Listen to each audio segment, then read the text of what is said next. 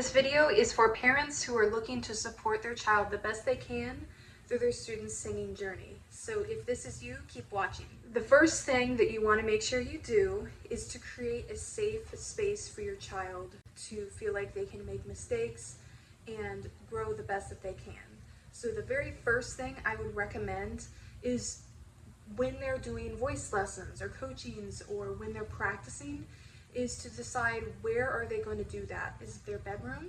Do you have a specific practice room that has a piano or a keyboard in it, or an office? I would suggest a place, if possible, away from other areas so that they feel safe, and a place that's enclosed, a place that has like doors, not like what you see here where you see that it kind of leads into another room and another room. You want it to be enclosed just so that at first they feel like they are having some privacy. The next thing to do is to make sure you give your child reassurance that all sounds that they make are okay. So that they know that if for whatever reason someone heard them crack or someone heard them squeal or do something weird with their voice, that they're safe to do that and they're not going to be made fun of for that. So if there are other kids, if your child has siblings, if that other sibling is picking on them, please try to squash that. Try to defend them from those types of things. Let them know that it's not okay to make someone else feel uncomfortable when they're trying to learn.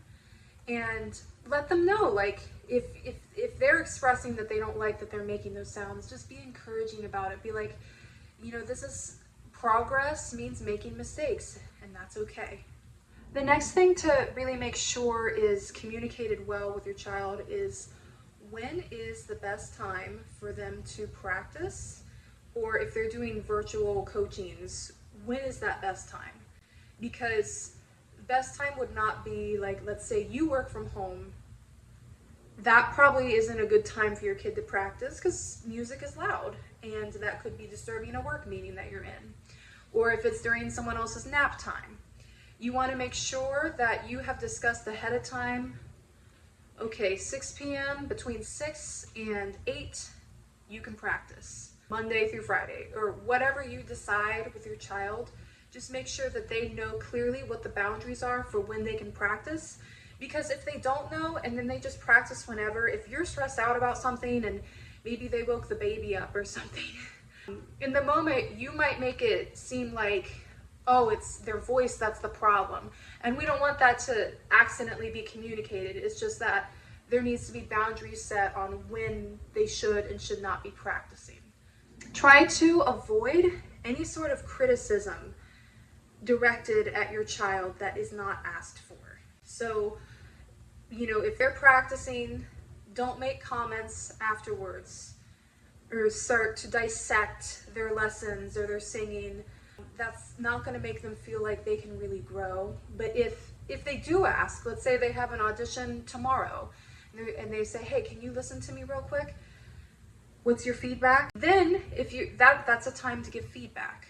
But remember that whatever feedback you give, especially if there's something like the next day, one day's not a lot of time to fix that. So just make sure everything is coded in a positive tone. So for example, let's say your child sings something for you and the very first note they sang was flat, but everything else is fine. Go on at the end and say, hey, that was so good. Wow, I really like what you did about that. Did with this or did with that. The beginning of the song, why don't you try that one more time with a little bit more energy so that you can be right in the middle of the pitch. That way you're not just like blatantly saying, well, the beginning was flat, and then not saying any of the other positive things that they did. Then if they sing it again and it's still not quite there, that is something that you could fix pretty quickly. So then say, okay, the beginning, there's something about the beginning where you're just, it's a little bit too low.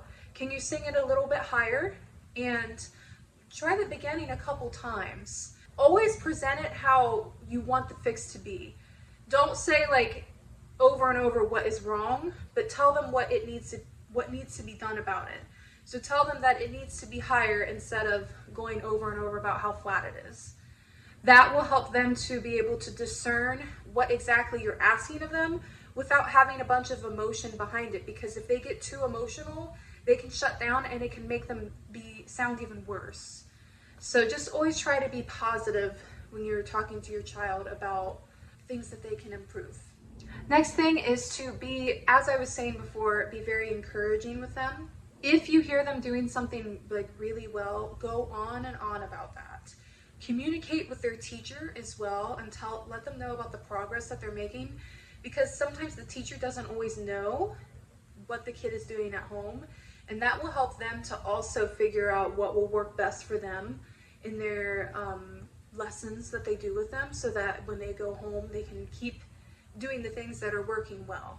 You know, brag about them a little bit. You don't want to do it too much. You want them to still stay humble, but you do want to help your child's confidence and practice as much as you can, because that confidence and practice will translate to confidence in performing. And lastly, when it comes to creating a safe space and environment for your child to practice at home or to do like a Zoom lesson at home, don't push for transformation too quickly. Think of it like if you really want to get in shape, you want your body to have a bunch of muscles or whatever, that type of stuff does not take weeks to do. It takes months to actually see results. Singing is a very physical thing, and it's the same exact thing. You're not going to see transformation in weeks. It's going to be months before you see that difference. And sometimes you might have 1 week where they're doing really well, and you might have another week where it seems like they regress, and the next time they improve. It can go in and out like that sometimes. Be patient and trust the process with it. Trust that as long as they keep trying, they will get there. So if you are interested in learning more, I actually have a free downloadable guide for parents on how they can help their child to be as successful as possible in their singing. That goes over creating a safe space, how to hold your child accountable with their practice and their materials, and how to also find a trusted voice coach. If you go to the description box underneath this video and go to my website, you can go there and click on that PDF so that you can see all the things that you can do to help your child be the best they can be. So, what was the most helpful thing for you? Please let me know in the comments, and have a great day.